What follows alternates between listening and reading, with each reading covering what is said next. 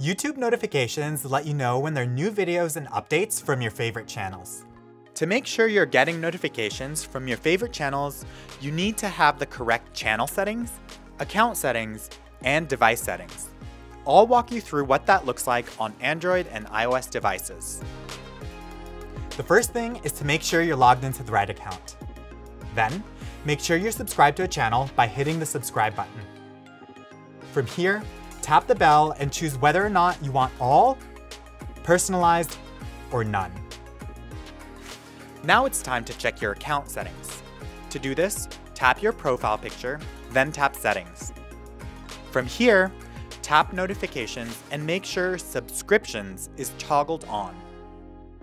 Then, you want to double check on your phone or tablet settings that notifications for YouTube are turned on. On an Android phone, go to Settings, then Apps and Notifications, find YouTube, then tap Notifications and make sure notifications are toggled on. On an iPhone or iPad, go to Settings, open Notifications, click on the YouTube app, and toggle the switch to make sure your phone allows YouTube notifications. You can easily manage all your channel notifications from the Subscriptions tab. From the Subs tab, tap All, then tap Manage.